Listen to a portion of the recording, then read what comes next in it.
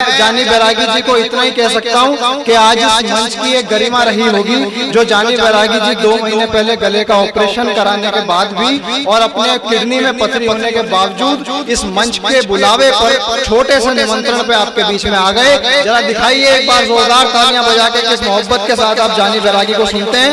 जानी बैरागी जी आए अपना कावे पाठ।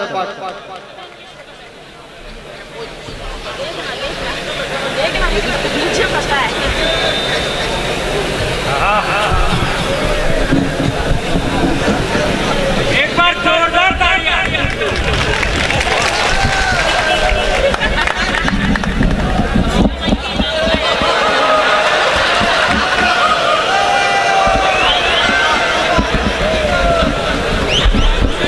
वाह मेरे भाई माइक वाला है क्या? उसको ऊपर कर दो यार। रखो संभाल के, बुरे टाइम पे काम देंगे। मैं आपको प्रणाम करता हूँ। जो लोग पीछे खड़े हैं उनसे मेरा निवेदन है कि वो पीछे ही खड़े रहे क्योंकि पीछे खड़े रहने में बहुत मजा है। जो आगे खड़े हैं उन्हें मालूम पड़ गया आगे रहने में क्या फायदा हुआ। अभी तक खड़े हैं क्या मतलब रहा। बहुत अच्छा कवि सम्मेलन चल रहा है। हमारे प्यारे दोस्त जगदीश जी अग्रवाल साहब, मैं आपको प्रणाम करता हूं। और बहुत शानदार श्रेष्ठ टीम हाशिम भाई हमारे बीच में आ गए हैं और ये इसलिए आ गए क्योंकि ये गए थे इसलिए आ गए हैं। इसमें कोई खास बात नहीं है। मेरे बाद में ये भी कविता सुनाएंगे। सुमित्रा सरल देश की एक बहुत बड़ी कवियत्री है जिसे आप पहली बार सुन रहे हैं। ये आपके दुर्भाग्य है कि देश की बड़ी कवियत्री को आप पहली बार सुनेंगे। हंसने की बात नहीं है, हंसना नहीं चाहिए। हंसना एक बीमारी का नाम है और ये बीमारी इतनी जल्दी नहीं पालना चाहिए अपने को। मत उंगलियां उठाया करो। हाँ भाई साहब, वाहवानी अभी उठी नहीं है, अभी उंगली उठी नहीं है, परंतु उस उंगली को मत उठाया करो। मैं धीरे धीरे ये कर रहा हूँ कि जो लोग अभी भी आना चाहते हैं वो भाई सुरेश अलवेला जी, देश के बड़े लाफ्टर चैंपियन हमारे बीच में, ये इस कवि सम्मेलन को बहुत ऊंचाई तक पहुंचाएंगे। मैं हाशिम भाई, सुरेश भाई और सुमित्रा जी के लिए भूमिका में खड़ा हुआ हूँ। बहुत प्यारा संचालन मेरे दोस्त कर रहे हैं, प्रशांत भाई। आओ जल्दी। हाँ कोई बात नहीं यार। बाबा तुलसीदास जी ने लिखा भूजल पावक गगन समीरा पंच तत्व देह शरीरा। ये शरीर 5 तत्वों से मिलकर के बना है जिसमें पृथ्वी है, जल है, वायु है, आकाश है, गगन है और जल हमारे अंदर है। इसलिए हमें जाना बहुत जरूरी है। आप जा सकते हो, कोई बात नहीं। मेरठ से हमारे बीच में आए हैं। मालवा अंचल की धरती पे मेरठ जो की क्रांति धरा है, मेरठ से आकर के यहाँ पर संचालन कर रहे हैं। बहुत शानदार संचालन करा। इनके सम्मान में आप ताली बजा दीजिए। बहुत कम उम्र में एक बड़ा काम किया इन्होंने। प्रशांत भाई, इतना अद्भुत संचालन मैंने आज तक कभी नहीं देखा है। आप बहुत अच्छा संचालन करते हैं, बहुत बहुत बधाई आपको। भगवान से ऐसी प्रार्थना है कि आप सतत ऐसा ही संचालन हमेशा करते रहे और ऐसा ही कवि सम्मेलन चलता रहे। जरा एक बार आप क्या समझ क्या रहे हो, मतलब समझ ही नहीं, ऐसा थोड़ी नहीं। मैं बिल्कुल हास्य रस का कवि, मेरा लक्ष्य बिल्कुल ये नहीं रहता। मैं कभी ऐसी कोई बात नहीं करता हूँ जिससे किसी की आत्मा को ठेस पहुंचे। मेरे प्यारे दोस्त उम्र में भले छोटे हो सकते परंतु कविता में बहुत बड़े। हमारे भाई ने प्रख्यात ने क्या शानदार गीत सुनाया। दोनों अमित शर्मा और दोनों ने हमारे रोंगटे खड़े हो गए यार। मैं तो हमारे उधर धार जिले में तो वीर रस के कवि की एंट्री बंद है। कलेक्टर ने मना बोल रखा है इनके लिए। अभी 15-20 दिन पहले कवि सम्मेलन करवाया, प्रख्यात को बुलाया, लोगों के रोंगटे खड़े हो गए। दिक्कत इस बात की नहीं कि रोंगटे खड़े हो गए, दिक्कत इस बात की 6 दिन हो गए लोगों के रोंगटे बैठ के नहीं रहे, खड़े के खड़े। डॉक्टरों ने इतनी लूट मार करी कि पूछो मत। जिसको देखो अरे बोले साहब रोंगटे खड़े हमारे। छोटे छोटे बच्चे कपड़े तक नहीं पहन पा रहे, रोंगटे खड़े, कपड़े कैसे पहने भाई। तो ऐसा कोई काम मैं नहीं करूंगा कि आपके रोंगटे खड़े हो। अपने रोंगटे को वहीं रखो। देशभक्ति इससे ज्यादा बड़ी और कुछ भी नहीं है। मैं आपकी तरफ ताली बजाने के लिए नहीं कहूंगा, कोई मतलब नहीं ताली बजा। बहुत सारे लोग तो इस चक्कर में चले गए यहाँ से, बोले यार उधर जाओ तो ताली बजाने के लिए बोलते हैं। अभी इनको कौन समझाए कि अपन ताली बजाने वाले हैं। भाई ताली बजाना किसका काम है? और अपन क्यों बजाएं? और मेरा यार आप जानते हैं यार, अपन मालवे के लोग हैं, इन्हें पता ही नहीं, माल ओरिजिनल होगा तो मार्केट में अपने आप बिकेगा, विज्ञापन की क्या जरूरत है कि ताली बजाओ यार, ये तो आदमी में कॉन्फिडेंस होना चाहिए। नीचे भैया बैठिए, बहुत शानदार। अच्छा प्रख्यात आप कर रहे हैं संचालक, प्रख्यात बहुत अच्छे संचालक है, देश के बड़े संचालक है, कार्यकारी यार बड़े हैं, इसीलिए तो ये बैठे हैं। बहुत शानदार, मेरा छोटा प्यारा दोस्त है, भाई तो मैं बोलता नहीं हूँ, ये मेरी गलत आदत है नहीं ऐसी। ये फोगट के झूठ इस माँ सरस्वती के मंच पे प्रोग्राम शुरू होते से कम लोकतंत्र के 4 जो महत्वपूर्ण स्तंभ है, उसमें ये महत्वपूर्ण स्तंभ है लोकतंत्र। यहीं से झूठ चालू। मेरी छोटी बहन बैठी हुई है, मेरा बड़ा भाई बैठा हुआ है, सुरेश अलवेला मेरा छोटा भाई है, ये मेरे छोटे भाई है, ये सबसे बड़ा झूठ। मैं ऐसे झूठ नहीं बोलता, नहीं मर्जी पड़ा उसको कैसे भाई बहन कह दिया यार अपन, ये कहाँ रहता है, वो कहाँ रहता है, मैं कहाँ रहता हूँ, मेरा बात के यूं रोता फिरता था इधर उधर, क्या पता है यार, कोई किसी के भाई नहीं है। ये भाई जो कह रहे थे ना कि वो ऐसे भारत माता की जय नहीं बोलता, वो इसीलिए नहीं बोलता कि जबरदस्ती उसको भाई बोल रखा, हमारा भाई है भाई, उसको मालूम है अपने को भाई बोल रखा, मर्जी पड़ा जो बोलेंगे, जूते तो मारेंगे नहीं वो, जो जिसका भाई है उसी को भाई रहने दो, बाकी फोकट की बातें नहीं। बहुत बारीक बात है, बारीक इतनी बारीक बात है, कई बार तो मतलब दिखती नहीं। आजकल इतनी ज्यादा बारीक बातें हो गई। रामचंद्र जी की इतना बढ़िया गीत कविता सुनाई भैया ने, भगवान श्री राम पे वो अमन अक्षर गीत सुना करके चला गया राम जी पे, रामचंद्र जी खुद चले गए। रावण जल रहा, रावण को नेता लोग जलाते हर साल, रावण का कद बढ़ता गया, इस मोहल्ले में 20 फीट का तो उस मोहल्ले में 40 फीट का कंपटीशन रावण के कद का लगा सका। रावण हर साल बड़ा होता है, रामचंद्र जी चले जाते जा रहे, मालूम ही नहीं पड़ रहा रामचंद्र जी कहाँ है। मैंने भगवान से कहा, मैंने कहा ताली बिल्कुल नहीं बजाना, मेरी बात को ध्यान से सुनना है आपको, मैं बिल्कुल बम बारूद की बात नहीं करूंगा, मैं ऐसी फोकटी बातें करूंगा ही नहीं कि आपके रोंगटे खड़े हो जाए। पाकिस्तान को गाली दे रहे हैं, क्यों दे रहे हैं पाकिस्तान को गाली, आतंकवाद को गाली दे रहे हैं, क्यों दे रहे हैं, इसलिए दे रहे हैं क्योंकि हम यहाँ से बोल रहे हैं, वो सुन ही नहीं रहे, हमारी आवाज वहां तक जा ही नहीं सकती, इसलिए हम बोल रहे देशभक्ति क्या है। एक वीर के बहुत बड़े कवि की देशभक्ति कितनी बड़ी प्रख्यात, कितनी तारीख को प्रोग्राम है जगदीश भाई, बोले 10 तारीख, ठीक है आ जाएंगे। कवियत्री कौन है, देशभक्ति देखना, आदमी का 2 पैसे का पेमेंट भले कम, मैं देखो ऐसा ही है, आपको इतना भावुक होने की जरूरत नहीं है।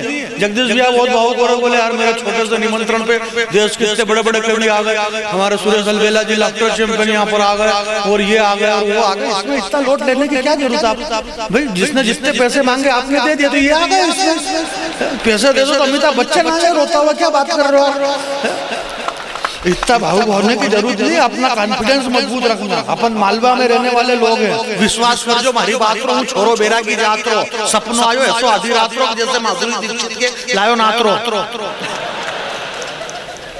समझ रहे हो आप नात्रा? समझ में नहीं आता, इसको करना पड़ता है, करोगे तो समझ में आएगा, खाली गर्दन हिलाने से समझ में थोड़ी आता है।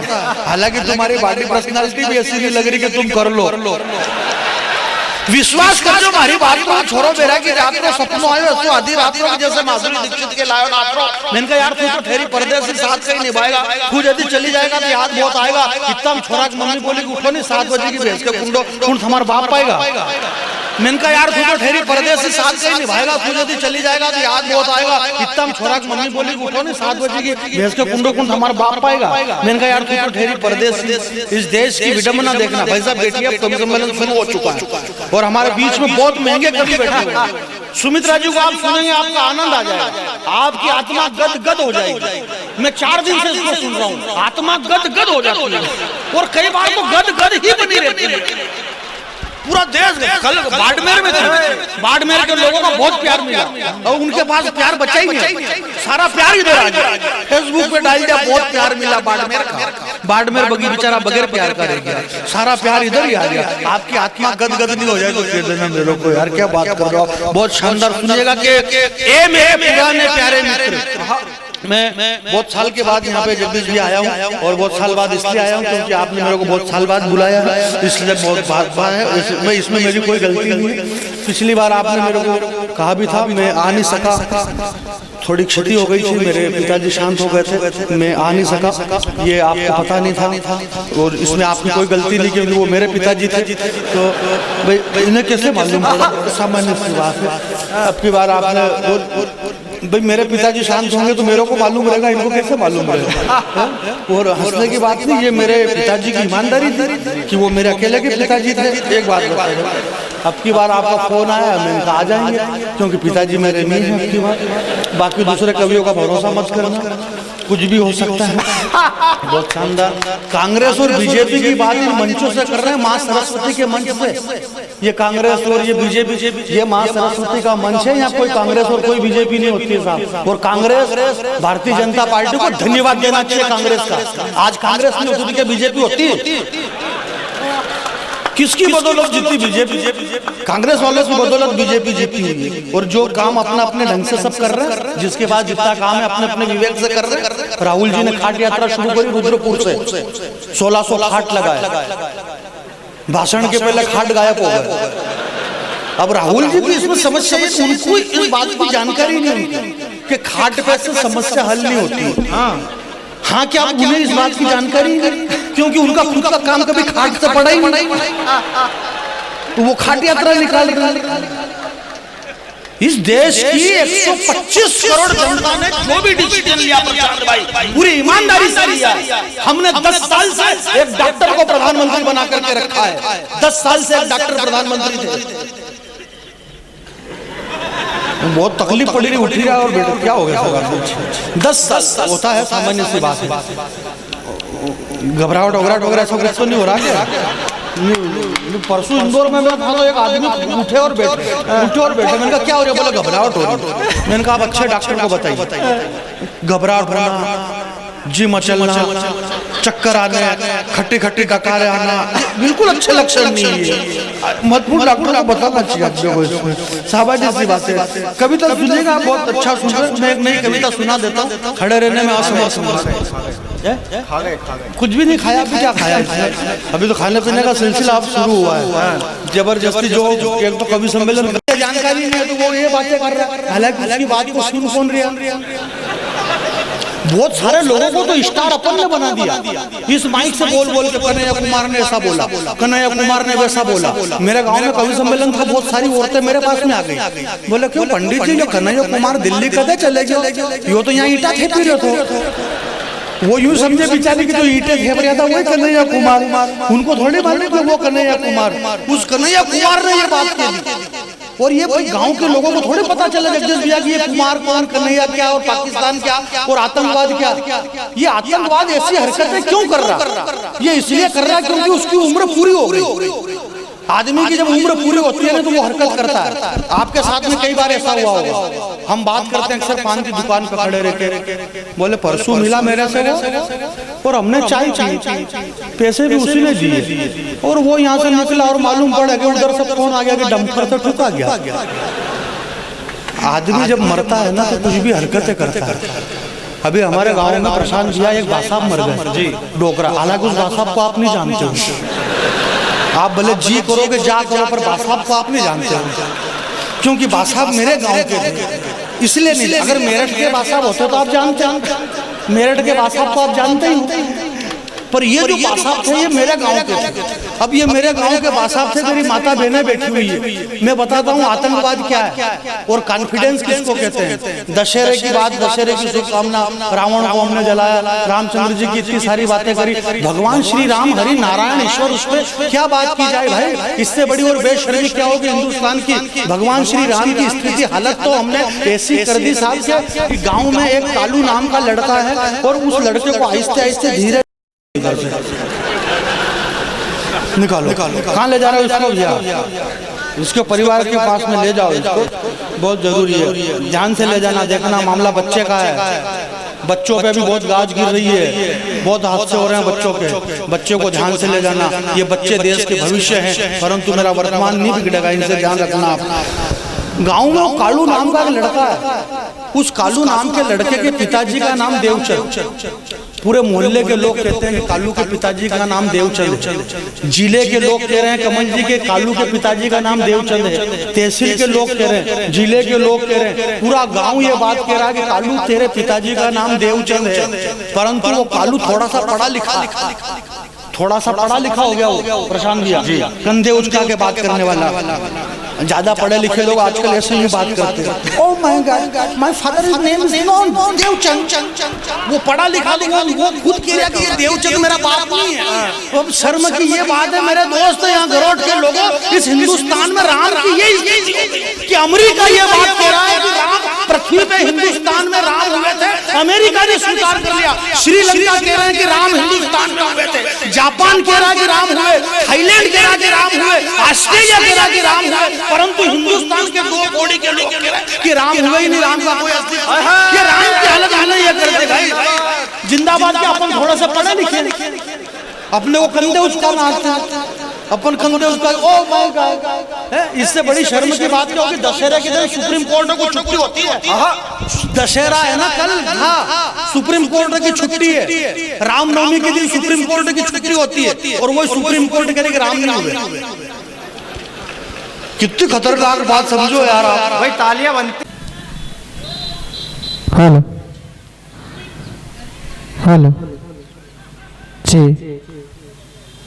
हेलो जी, हेलो जी, hello hello hello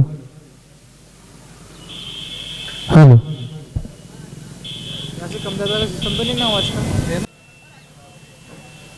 hello hello hello जी, हेलो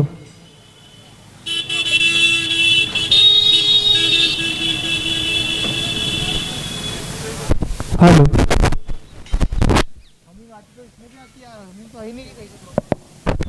हेलो हेलो जी, हेलो हेलो हेलो।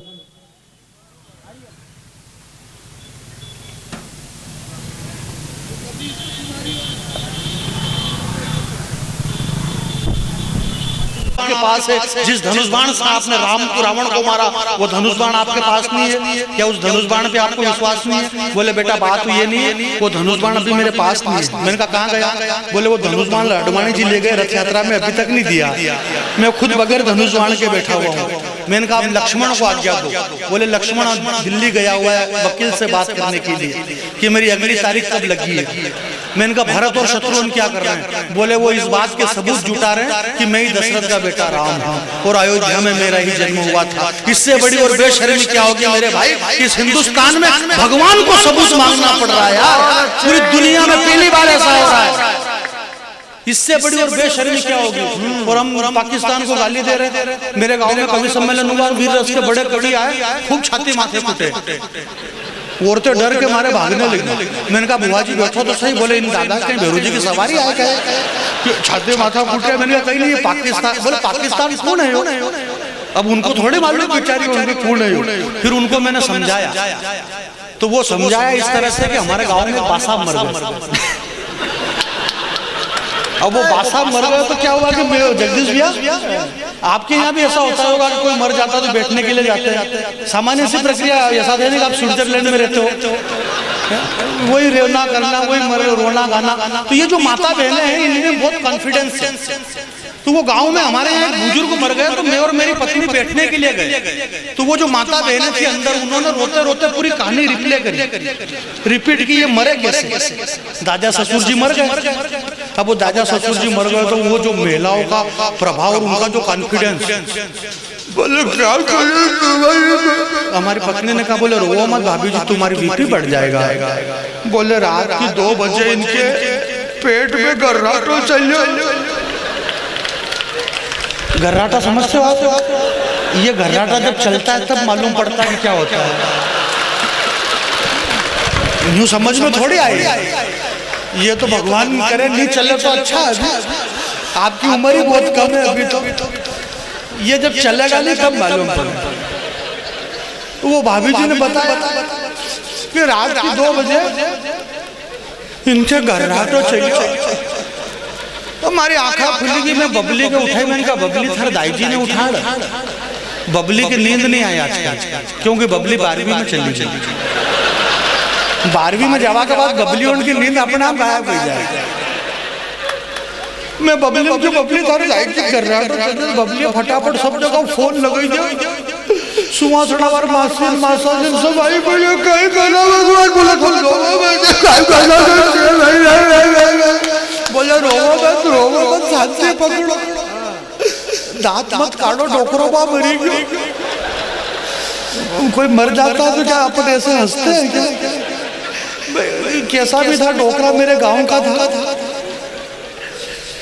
सुवासड़ा वाली मासी आई और वणायणा ने बोला जिया जी, ओ जिया जी कहीं बोलो, कोई नहीं तो गोगड़ी अलाड़ती नहीं बोला, कहीं खाओगा पूड़ी खाओ, पूड़ी चनिक चरको रेलमो खा। सरका रेल में बहुत बढ़िया डिश है प्रसाद, तो गोगड़ी अल्लाड़ी खाऊ।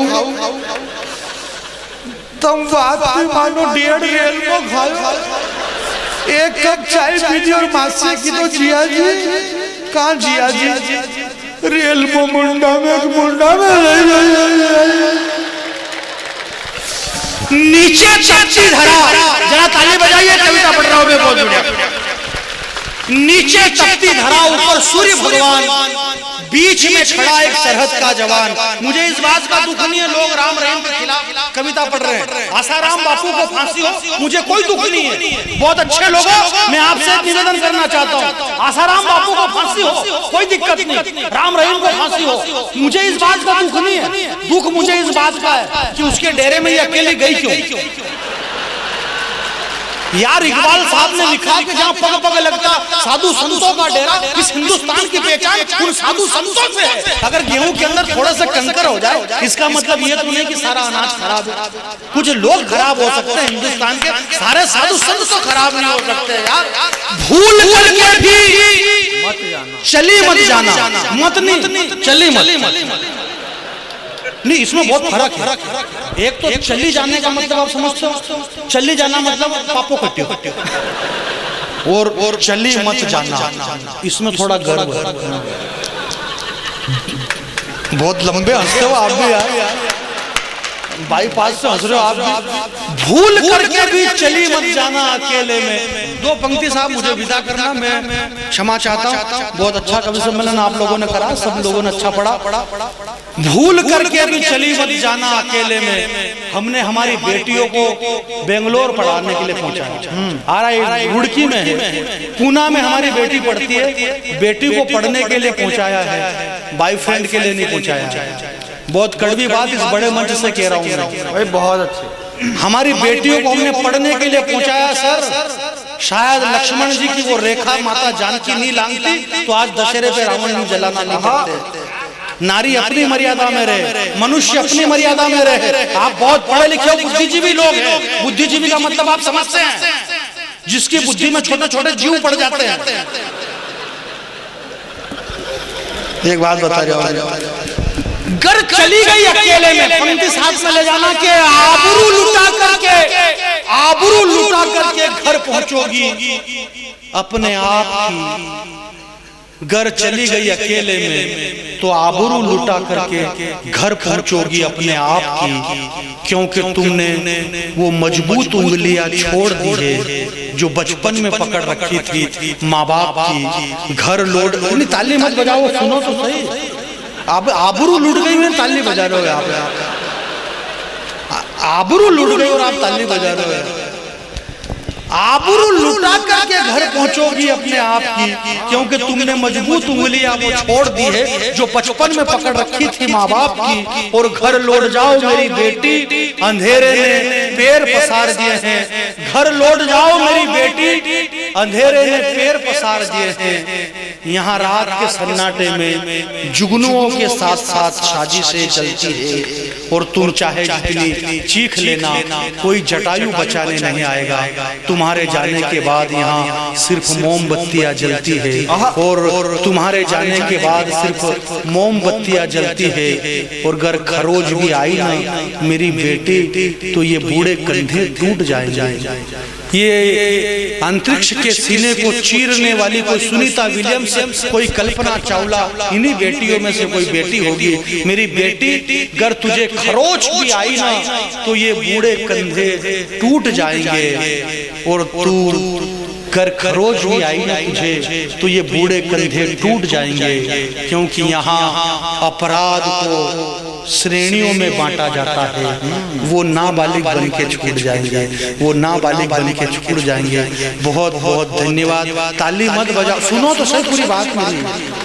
एक बार मेरी बात पूरी सुनो, आप ध्यान से सुनो, कान से सुनो पूरी बात को ध्यान से। यहाँ से कोई भी खड़ा होकर के नहीं जाए, जिसे जाना है वो एक एक करके जाए। 10-10, 20-20 लोग झुंड के झुंड नहीं जाए। आप पढ़े लिखे लोग हैं। जनरल डायर ने जलियांवाले बाग में गोली कांड किया था, सैकड़ों लोग मर गए झुंड के झुंड। कौन कौन मरा उनके नाम भी मालूम नहीं है, परंतु भगत सिंह, सुखदेव, चंद्रशेखर आजाद ये सब एक एक करके गए। पूरा देश आज भी उनको पूज रहा है। आपको जाना है, आप एक एक करके जाइए, झुंड के झुंड मत जाइए, आराम से जाइए। मर्जी पड़े इतने जाइए, मर्जी पड़े इतने बैठ के, परंतु सुरेश अलवेला जी को सुनना है। हमारी बड़ी बहन, देश की बड़ी कवियत्री सुमित्रा सरल, जिसके नाम पे पूरा देश में जो आज हुजूम चल रहा है, सुमित्रा सरल बड़ी कवियत्री, उन्हें सुनना है। हाशिम भाई को सुनना है। और हमारे प्रशांत अग्रवाल जो मेरठ की धरती से चल करके आए और ट्रेन में बैठ करके आए, पैदल चल करके नहीं आए, ऐसे इन बड़े कवियों को सुनना। इन बड़े कवियों के लिए जोरदार दोनों